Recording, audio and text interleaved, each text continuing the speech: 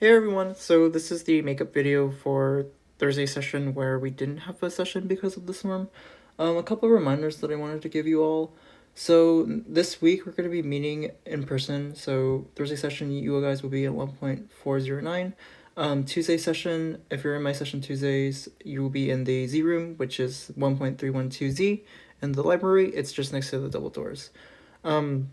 So going back to week one packet, what we didn't go over was that we have Henry's law, which says that the concentration of molar gas is equal to Kp, which is K is the constant, partial P is partial pressure of the gas over the solution. Usually you can derive this formula with something like this, C1 over P1 equals C2P2, kind of like your gas law problems. Usually you'll be given like three variables and you need to find one. Something else that's given is Raoult's law, which says the pressure of the solution is equal to the mole fraction of the solution vapor pressure times the mole fraction of the gas in there. So this is only for one gas. So if you have another gas, let's say you have like a gas that's P2 with P1, what you're going to do is that you're going to do all of this formula, but you take, for instance, let's say you have another one, which is like gas B. So what you do is just you do the same formula, but you just add it. Another thing that's gone over in packet 1 is solubility or mixing substances. So like dissolves like, and nonpolar dissolves nonpolar, and so this kind of happens with mixing too. So usually you'll have this molecule. Notice how it has a bunch of OH groups. What's going to happen is that if you put in water, it's going to be water soluble. However, because this one does not have OH groups, as you can see, it's just a carbon chain. What's going to happen is that it's not going to be dissolvable in water. So on your test, it's going to give you like, oh, is this dissolvable in water or not? And what you have to look for to answer these questions is whether it has like the presence of OH groups or not. Yeah, so you can go over my notes for packet 1. If you have any questions, you can like look at that as well. But we're just going to go ahead and dive into like the next part, which is packet 2.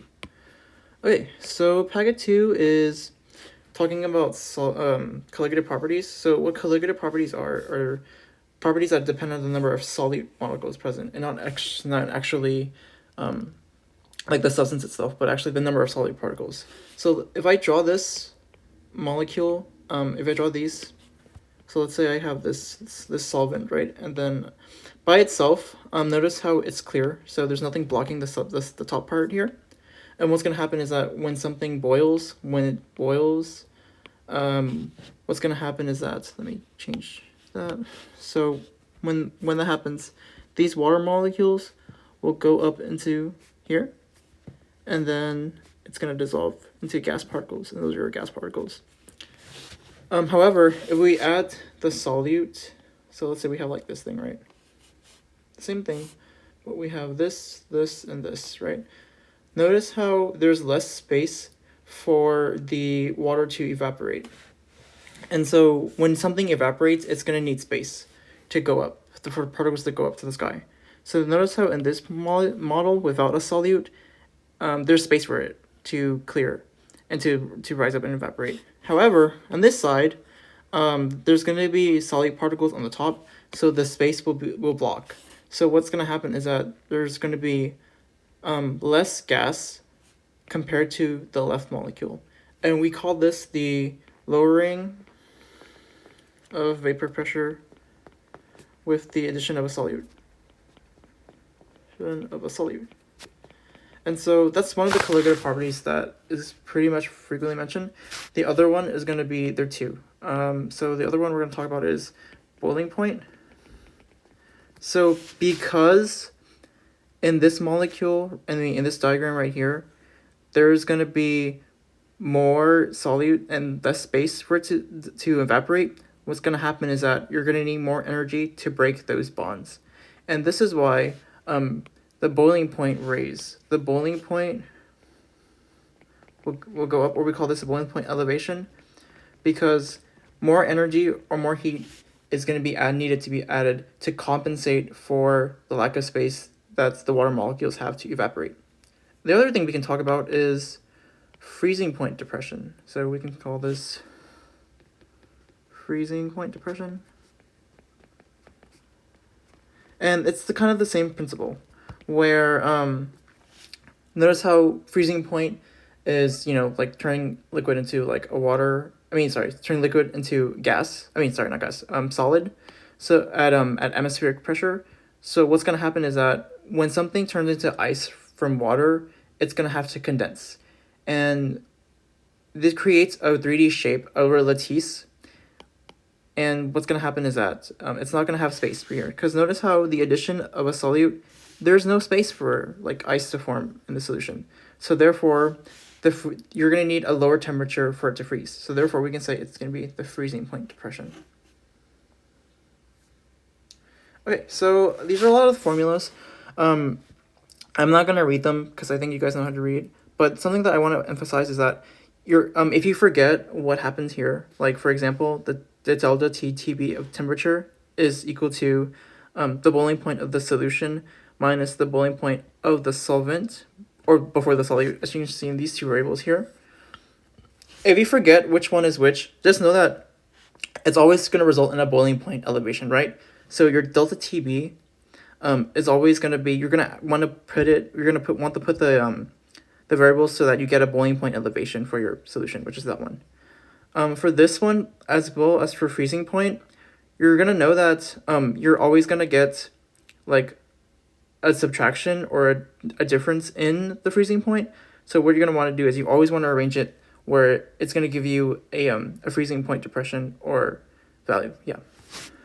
So with that being said, osmotic pressure is essentially like when osmosis happens. So when something goes from a high concentration to a low concentration in order to maintain that equal concentration. Big thing, key difference is that this is capital M, so it's molarity. This is going to be small m, which is like small, molality, yeah.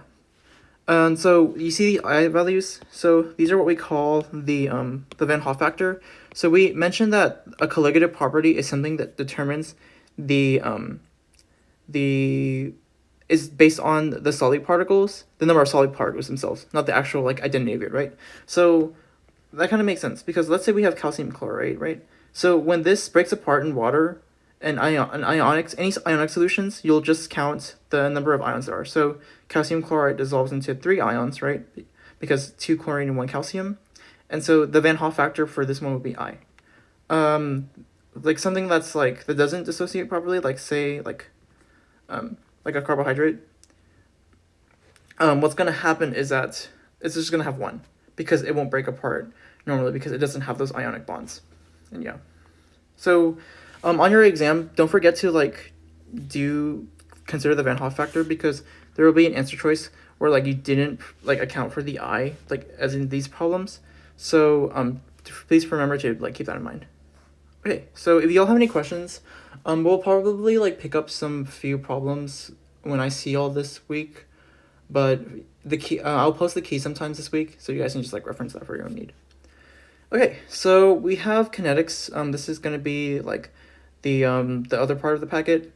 So what's gonna happen is that we're interested in kinetics because it essentially tells you like the rate of the reaction that's going on, and we can use that to control many like reactions, not even in the lab but like in real life too, because when you cook food, that's essentially just a reaction taking place, or when you're trying to like freeze food, those are reactions taking place too.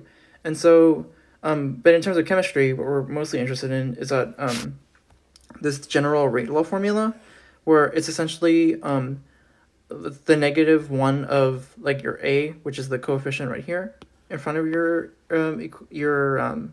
chemical equation, and then there's also like the rate of your reactants and products. Couple of things just one thing to point out here. Notice how the reactants have a negative onto them, and then the products don't have negatives on them.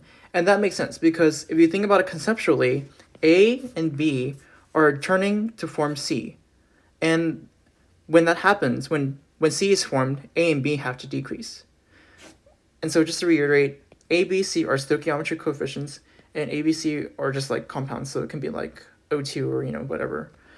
Usually in these problems, what they'll do is that they'll give you the like a rate at which like for example like A is decreasing, and it'll ask you to find C. So what you do is you just set them equal to each other, and you just solve for the variable.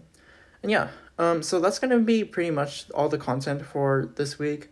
If you have any questions, you guys have my group me, so just feel free to ask questions, and I'll post the key sometime later this week to packet 2. Alrighty, y'all. Thank you.